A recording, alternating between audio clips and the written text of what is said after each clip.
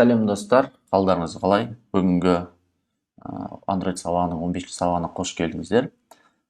Сабақта бүгін Navigation Drawer, яғни проектті навигацияны үйренеміз. Және де Google Play Marketке қалай приложениемізді салуды көрсетеміз. Сабақтың жоспары осындай. Navigation Drawer біз алдыңғы сабақта навигацияны қолмен фрагменттер арқылы жасауды үйренген болатынбыз. Оны түсінгеннен кейін біз енді шаблонды қолдануға дайынбыз. Бұл нәрсені қайта-қайта жасап жүрмеу үшін жай ғана шаблонды ашып, оны қалай қолдану керек, фрагменттер қалай салу керек, жаңа фрагмент қалай салу керек, навигацияны қалай болып жатқанын көру үшін осы шаблонды біз қолдануды үйренеміз, және де Google Play Marketпен танысамыз. Танысқан кезде тек қана қолданушы емес, разработчик ретінде қалай саламыз, қалай суреттерді енгіземіз деген сияқты қысқа бір видеоны көрсетеміз. Navigation Drawer деген шетінен навигациямен шығатын меню. Осында менюларды көрген боласыздар. Telegram программада, қазір Gmail деген көп программаларда осында бір навигация бар. Немесе басқа да кішкене басқа дизайндарда жасауға болады. Келесісі Bottom Navigation. Instagramда, немесе тағы басқа да бір аппликейшндерде бұл да навигация деп аталады. Навигацияны, бірақ bottom астында деген сөз, bottom деген сөздің мағынасы қай кезде қайсысын қолдану керек. Bottom навигацияда байқасаңыздар, менюларыңыз егер 5 немесе 3-4 менюдан тұратын болса, bottom navigation болғаны әдемірек, барлығы сразу көрінеді, әдемі болады. Ал егер де сіздерден 5-тен көп, мынандай 7 немесе одан да көп меню болатын болса, приложениеде сіздер барлығын bottom қоя алмайсыздар ғой, подряд бәрін қойғаныңызда кішкентай иконкалар түсініксіз көрінбей қалады ғой. Ондайда сіздер Navigation Drawer қолданасыздар. Bottom'ды басқа осындай жағдайларда қолданасыздар. Одан кейін Play Market'ті қалай салу керек екенін публикациясын көрсетеміз. Осы ссылка арқылы кіреміз. Онда Play Market'те разработчиктің сертификатын алу үшін $25 төлеу керек бір жылға. Бір жылға емес. Бір рет төлейсіздер болды. Ол iOS-та разработка жасаған кезде жыл сайын $100 төлеу керек болады.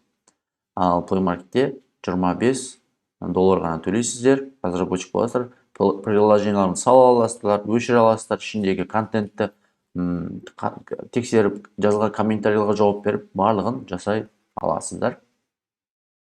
Play Market'те уже аккаунт сатып алғаннан кейін осындай бір сайт ашылады. Бұл сайтта барлық аппликейшндеріңіз көрінеді. Әр аппликейшнге байланысты қандай соңғы обновление болды, статустарын көре аласыздар деген сияқты. Бұл жайлы қазір біз практикада толығымен түсіндіріп өтеміз. Толығырақ көрсеңіздер, біздің толығырақта қазір айтылған заттардың көбірек теория жүзінде оқып көре аласыздар. Және де бүгінгі өзінді сынақ жұмысында осындай Navigation Drawer'ды қолданамыз. Бірінші навигацияда біз дайын application және дайын приложениемізға навигация шаблонды қалай енгізу керек, соны үйренеміз. Алдыңғы приложенияларымыз әлі жалғастырамыз, сол семьямыздағы адамдарға арналған навигацияны жасаймыз. Келесі тағы бір екінші практикамызда bottom навигацияны жаңа проект ретінде ашып, шаблонды қалай қолданамыз, соны үйренеміз. Екеуінің настройкалары бірдей, навигацияларда бірдей деуге болады. Кішкене ғана өзгеріс, мұнда енді дизайн басқа, мұнда да дизайн басқа, кішкене бұнда өзгерістер бар. Бірақ та bottom навигацияны жаңа проект ретінде ашқан кезде, тура Navigation Drawer'да жаңа проект ретінде ашуды екеуі бірдей болады. Не үшін бізде дайын проектке навигацияны жасауды қазір практика жүзінде аламыз? Өйткені біз бастапқыда бізде навигация бар жоғын білмей қалуымыз мүмкін. Жай ғана простой бір-екі беттік проект деп ойлаймыз. Сонымен кетеміз, проектіміз үлкейіп кеткеннен кейін уже навигацияны енгізу керек болады. Егер бастапқыдан проектіміздің технический заданиясы болса, ішіне навигация бар екен түсінсек, ол кезде жаңа проект ашқан кезде шаблонмен аша берсеңіздер болады. Егер де уже проекттеріңіз ортасына келген кезде навигацияны енгізіп үшін жаңа проект ашып, ол жаққа кодтарды көшіріп отырудың қажеті жоқ.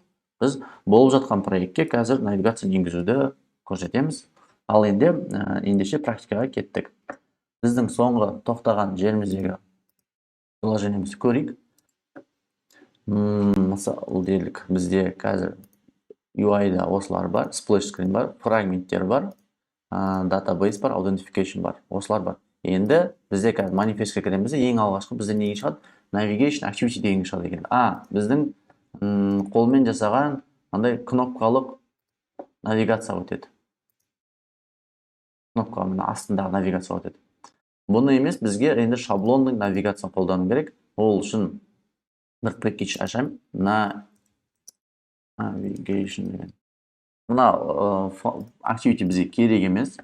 Бізге navigation дегенге new дейміз да, activity-ның ішінде мынау біздің шаблондар, дайын шаблондар. Мына bottom navigation тұр, navigation drawer деген тұр. Осы navigation drawer-ды басамыз. Main activity емес, navigation деген бізде уже activity бар екен. Nav drawer дейік. Finish-ті басамыз. Бұл бізге қазір барлығын ашып береді. Енді шаблонды ашқан кезде қандай заттар пайда болады? Оны бір көріп шығайық. Так, бізде әлі build қазір болып жатыр. Навигациямыз әлі ашылып жатыр. Ашып біткен жоқ. Осыны кішкене күтуіміз қажет. Навигациямыз ашып болды. Алғашқы осындай бетті ашады. Енді қазір осы навигация шаблон қалай қолданылады екен жаймен деп түсіндіреміз. Бізде навигацияны ашқан кезде так, мына navigation деген папканың ішіне кіреміз. Осының ішінде оған жабып отырайық. UI деген папка ашылады, және nav drawer activity деген. Но activity-де алдыңғы сабақта түсіндіргендей, бір activity болады, и көп не болады? Фрагменттер болады. Мына қалған 3 фрагментті ашып берді бізге. Сразу дайындап, және бір activity ашып берді. Мына activity ішінде қазір навигация осы кодпен жасалып жатыр. Мына кодпен. Мына жерде қазір әр кодты түсіндіруге тырысамыз. Оны, так, бұл жерде layout-ын ашып көрейік. Ең алғашқы navigation activity nav drawer деген layout-ы болады. Мына жерде әлі drawer көрсетпейді қазір бізге. Мына navigation view деген осы класс арқылы барлығы жасалып жатыр. Include app бар, бірінші осыдан бастайық. Include деп, яғни бір проект, бір layout-ын ішінде келесі layout-ты қолданғыңыз келсе, екі layout-ты бана фрагмент сияқты жинау үшін. Include деген код қолдансаңыздар болады. Онда layout десеңіз, layout-ны атын жазасыз. Яғни мына проект ішінде navigation drawer деген шетіне шығып тұратын навигация ғой. Мына шетіне шығып тұратын навигация бөлек, ішіндегі контент бөлек. Ішіндегі контент мынау. Навигация өзі бөлек болып тұрады да, контент осы app бар арқылы кетеді. Осының ішіне кіріп көрейік. Осының ішіне кірген кезде бізде tool бар, app бар layout деген ең үстіндегілер шығады, потом floating button шығады, және мұнда да include бар екен. Яғни бұндай шаблондарды қолданғаннан кейін кішкене күрделіруді, include-ның ішіне include қолданады. Бір-екі рет ашып көргеннен кейін өздеріңіз түсініп кетесіздер, қатты қиыншылық ештеңесі жоқ. Оның контент менеджеріне кіреміз. Мұнда енді ең алғашқы ашылатын, ең ішіндегі контент осында болады екен. Бұл жерде біз не істейміз? Фрагменттерді ауыстырып орнына қоямыз. Ол үшін бізге фрагментте layout ашып, ондай жасаудың қажеті жоқ. Мұнда барлығы уже дайын тұр. Мысалы, app бар. Мынау floating button-ды өзгерту үшін мұндай келіп, мынаны өшіріп тастау керек екенін көрсеңіздер болады. Кейбір уақытта бізде мұндай floating button керек болады, кейбір уақытта керек болмайды. Пока тұра тұрсын. Енді drawer-да бізде мысалы делік мұнда мынандай бір дизайн бар. Осы дизайнды қалай өзгертеміз? Drawer-дың, менюдің дизайны. Бұл жерде бізде header layout деген не бар? Свойствосы бар. Осы layout-ның ішіне кіреміз.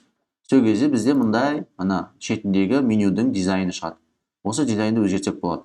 Енді делік мұндағы мынау суреттің орнына біз нені қойдық? Бірінші layout-ымыз жасайық, мынандай иконка қойық. Так, кеттік, енді иконка қойып, бұдан өшіріп тастаймыз да. Так, source дейміз да. User. Так, user иконка жоқ екен бізде. Так, drawable-ға барамыз да, онда user иконка ашамыз. Vector asset. Мұндыргемізді аккаунт дейміз. Аккаунт бізде мұна аккаунт. Аққа өзгертейік. Ексемізді finish дейміз. Кейде түсін аққа өзгерткенімен, кейде мұны қараба өзгермей қалады. Сол кезде tint дегенді өшіреміз біріншіден. Кейін мұндағы Android деген сөзді өшіреміз де color white дейміз. Бізде Biz анау бокс өзгертпедік қой, біз бокс тұра берсін. Бізге certain керек. Так, мындай болса, бірінші жөндеп аламыз. Color white аламыз, былай өшіреміз. Ақ болады. Так, color circle дейді. Circle аккаунт дейміз да. Нормал қыламыз. Размерін кішкене үлкейтейік. Квадратный стандартный болу үшін. Так, 150 үлкен болып кетті. 100 қойып. Так, мұнда енді текстқа разработчиктің аты жөні деген сияқты кете береді екен. Бізде Вася Пупкин дегенді қолданғанбыз дизайны, соны қолданайық. Вася Пупкин. Одан кейін аяқта сол разработчиктің несі тұрады. Мейлі деген сияқты. gmail.com қойдық. Енді дизайн қарайтын болсақ, бізде сплошной барлығы бір цветпен жасалған. Градиент болып қараңыз, мынақты басқа цветпен басталады, мына жақта басқа цветпен аяқталады. Мұнда тек қана ақ болып кеткен да, артқы жағы, астқы жағы. Сол үшін мұндағы біздің жасыл навбар дегенді біріншіден өшіріп бастаймыз. Барлығы ақ болу керек сплошной. Бұны алып келеміз да, мұндағы навбарға бұлай қоямыз. Запись жасағаннан кейін мына жерде бізде дизайн көрініп тұрады. Былай істейік. Бір рет запись жасап алайық. Осы әшін шаблонный дизайн қандай екен көру үшін. Одан кейін ол дизайнды жаймендеп өзгерте береміз.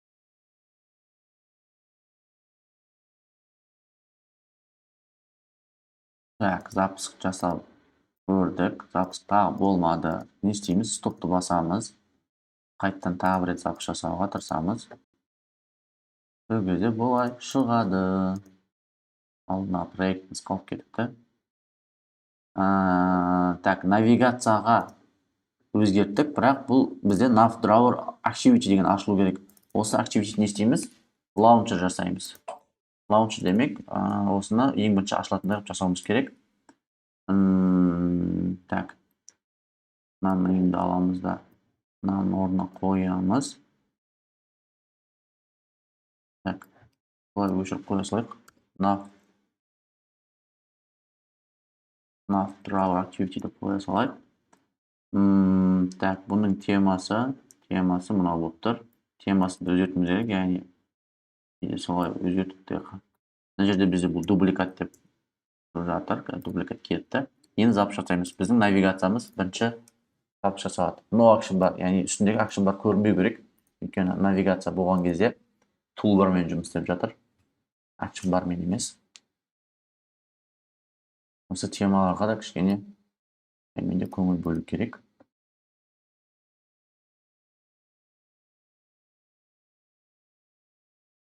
Бізде мынандай ошибка шықты. R дейтін файлмен. R дейтін файлды ошибка деген сөз ол проекттің, бұл R дейтін файл проекттің өзінің файлы. Ол жерде өзгертіш жасамаймыз. Мына жақта просто дұрыс емес импорт кетіп қалған екен. Осы импортты өшірдік та. Келесі R-ді ол өзі автоматын тауып алады. Дейміз да, тағы бір рет запись жасаймыз. Көреміз. Home фрагментте не істеп жүр бұлардың барлығы? Түсінбедім. Так, Gallery'да біздің сразу ашылған шаблонный файлда navigation деген сөздің ішінде кеткен ба?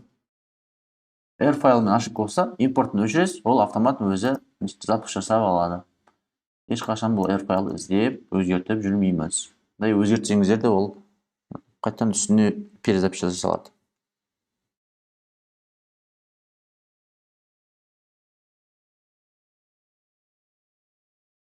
Бізде дизайн ашылды. Шаблонный болса, дизайн осындай болып тұрады. Мұнда бассақ бағанағы дизайнмен home, gallery деп әр фрагментке бұл өзгеріс енгізеді. Байқасаңыздар, мұнда әр фрагмент ішінде текст өзгереді, бірақ мына кнопка өзгермейді. Бұл кнопка Activity-да тұр. Бүкіл мынаның барлығы Activity болып тұрады да, басқаннан кейін тек қана ішіндегі контенттің несі фрагменті ғана ауысып жатыр. Енді ең бірінші әлі фрагменттердің ішіндегі дизайн емес, мына менюдің дизайны өзгертейік. Осы менюдің дизайнын алдындағыдай өзгертіп бастадық. Мысалы, мына жерде бізде қазір осы мына дизайн шықты. Хидрға кіреміз. Хидрға кірген екен мұндағы background дегенді алып тастаймыз. ақ болады да, хидра кірген кезде мына аппақ болады.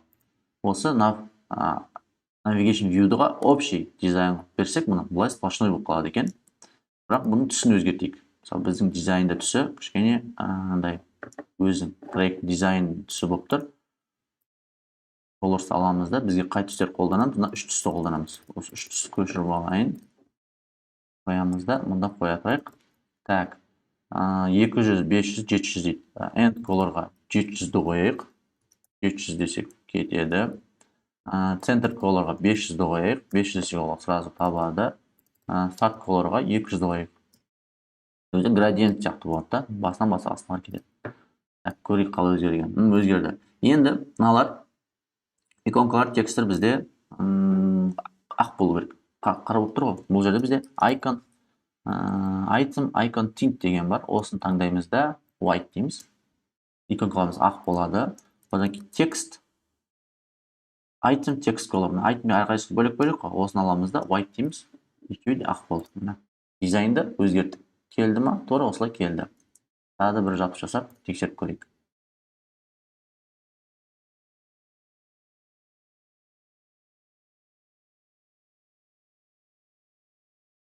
Фрагментіміз ашылды. Лайаутын көреміз. Лайауты басқаша әдемі болды, сплошной болды.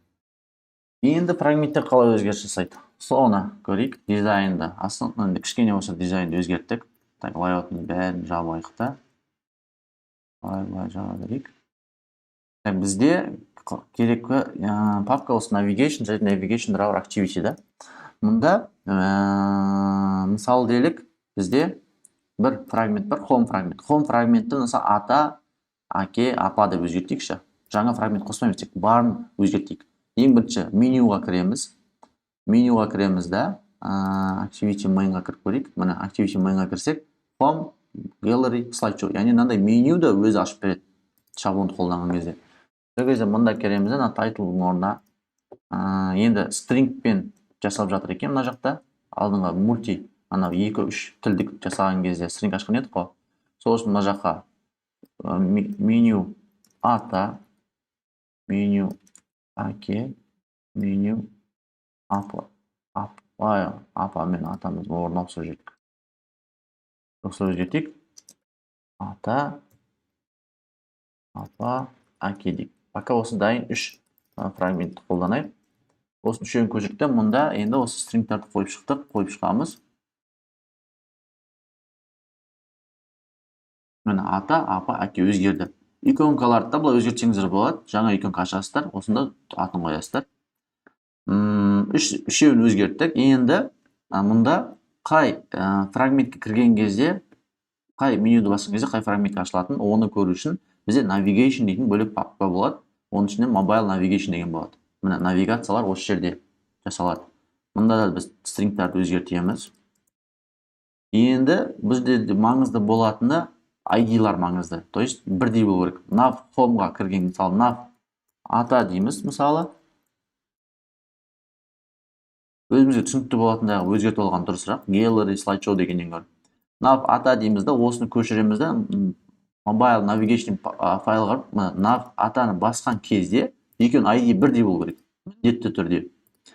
Қандайға кіреді? Name дейді да, home fragment дейтін фрагментке кіреді. Давайте осыны өшіреміз. Бізде алдын ала дайындалған атаның фрагменті бар. Ата фрагмент деп осыны өзгертейік. Label'да меню ата болсын. Layout'ы фрагменттің атаның layout қандай еді? Фрагмент 1 еді. Осыны алайық та, мұнда өзгертейік. Сол кезде мына жақта бізде атаның фрагмент layout'ы шығады. Келесін өзгертеміз. Nav апа, nav аке. Екеуін алып өзгерттік. Мына жаққа апаны қойдық, мына жерге әкені қойдық. Так, фрагментін өзгертеміз. Апа десек, фрагмент апа шығады. Келешек фрагмент әке шығады. Так, фрагмент әкенің layout'ы 3. Мына жерде layout'ты қоймақ қойсақ та болады негізі. Жай просто көріп отыру үшін да, қай layout қайсы ашылатын. Міне. Ата кіргенде мына layout ашылады, апа кіргенде мына layout ашылады, әке кіргенде мына layout ашылады. Жарайды. Layout'тарды өзгерттік, фрагменттерді өзгерттік. Алдын ала дайын болған. Тағы да бір рет запись жасап, тексеріп көрейік. Ал бұл бізге 3 фрагментті ашып берді ғой. Мына жерде біз соңына жасамаппыз. Біз мұнда ID-ларын өзгерттік қой. ID-ді өзгерткеннен кейін енді Activity-да мұндағы ID-ларды өзгертіп шығу керек. Өйткені алдындағы ID-лар қалып кетті. Осы 3 ID-ді өзгертеміз Activity-да. Және де ең бастапқы Start Destination деген жерде ең бірінші фрагмент қайсысы ашылу керек, сол ID-ді бере саламыз. Алдыңғы сабақта естеріңізде болса, біз не істедік? Change fragment деп атаны фрагмент ашқыза салды да осылай. Мұнда ондай мынандай change, on-click деген нәрсе жоқ. Mobile-ға кіреміз да Start Destination деген менюға ID-ді бере саламыз, ол өзі тауып алады, осы фрагментті бірінші ашады. Шаблонды қолданып та үйрену керек екен, иә. Так, навигейшнда мынау өзіміздікі, қолданбаймыз. Мынау біздің activity, барлық іште болып жатқан activity осы жерде болып жатыр. Мына жерде мен қазір ештеңе өзгерткен жоқ, тек мына жаңа ID-ларды ғана өзгерттім. Бұл жерде сіздерге особо ештеңе өзгертудің қажет жоқ. Егер общий activity-ға байланысты бір логика жазу керек болса, осынша жазасам. Мысалы, мына кнопканың логикасы мына жерде тұр. Activity ішінде тұр. Өйткені бұл кнопка бүкіл фрагменттерге көрінеді. Сондай ғана кнопка енгізсеңіздер, осы activity-дің ішіне енгізесіздер, өзгеріс жасайсыздар. Мысалы, мен мынаны бастам қазір, мынандай сөз шығады, ол мына сөз шығып тұр қазір. Так, ата ашылды, апаға кірген кезде апаның дизайны ашылды, әкеге кірген кезде әкенің дизайны ашылды. Осылай өзгеріс жасаймын. Мысалы, мына кнопка маған керек емес. Бұл кнопканы алып тастау үшін, мысалы, мына кнопкаға кіремін, app барға кіремін, контент менюға кіремін да, осы кнопканы, мұнда емес екен, мына жерде екен, floating button дегенді алып тастаймын. Бұны алып тастағаннан кейін, мына жақта, мұнан барлығын алып тастауым керек. Так. Фрагменттер өзгерттік. Дайын шаблондағы. Енді жаңа фрагментті қалай қосамыз? Жаңа фрагментті қосу үшін ең бірінші не істейміз? Менюға барамыз. Менюда жаңа бір фрагмент енгізуіміз керек. Item. Мынаны көшіреміз де қоямыз. Item ана дейміз. Navigation ана дейміз. Drawer иконка тұра берсін. String'да мына жақта ана деген сөзді ашамыз.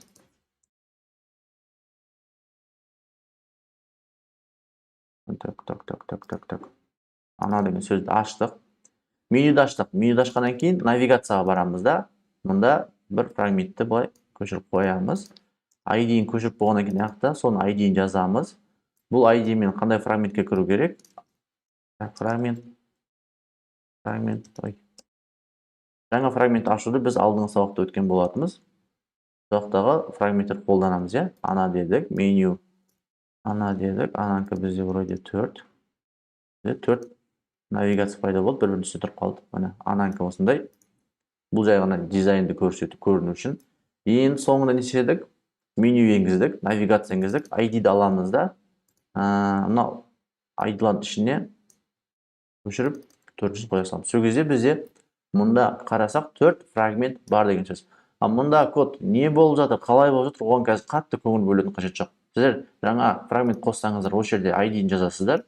ID өзгертсе, осы жерде өзгертесіздер, болды. Осыны ғана білсеңіздер, қазірге жетеді. Так, запуск жасап, тағы бір тексеріп көрейік.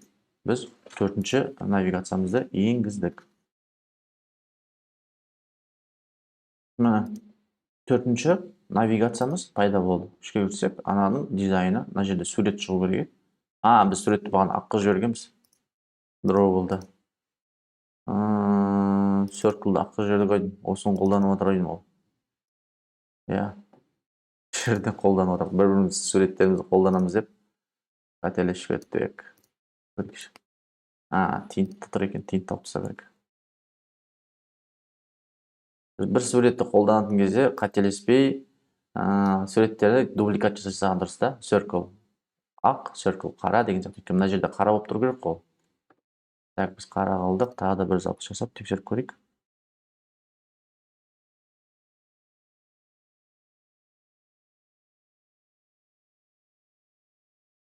Міне біздің қарамыз шықты, бірақ мына жерде де қара болып қалды. Араға енді өзіңіз жөндейсіздер деп ойлаймын. Так, біз дайын болған проектке навигацияны қалай ашуды үйрендік. Енді с нуля проект жасайтын болсақ, егер bot navigation екен точно біліп тұрсақ, алдын ала қалай проект ашамыз, соны үйретейік.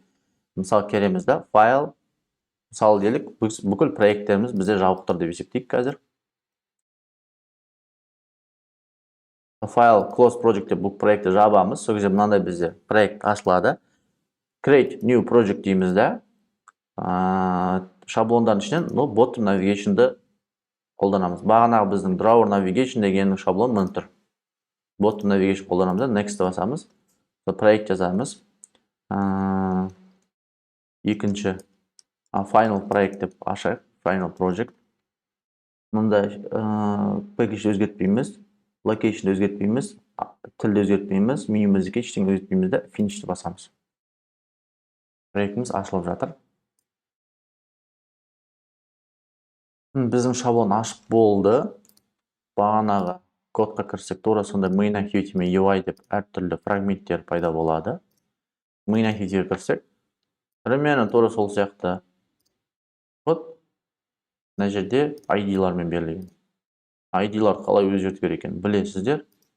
Мысалы делік, бұны запуск жасап тексеріп көрейік.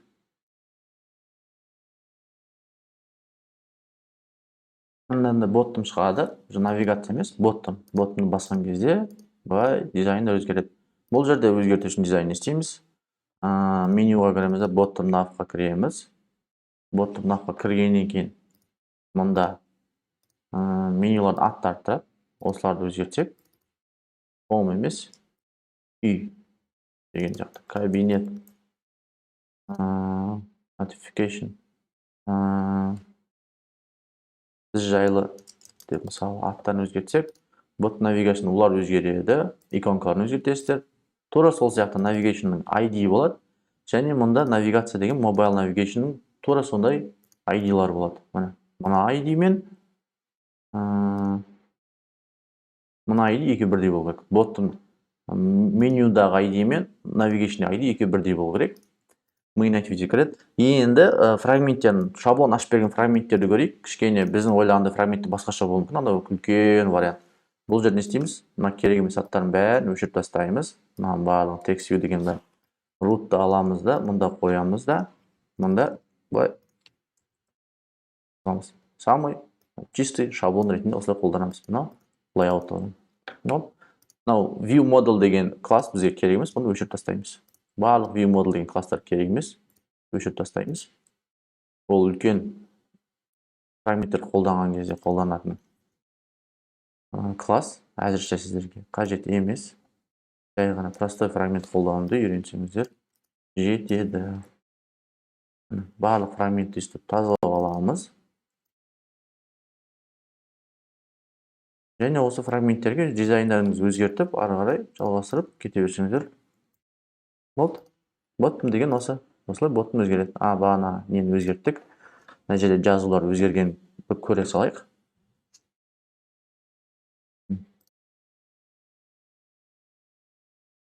Мұны өзгерді.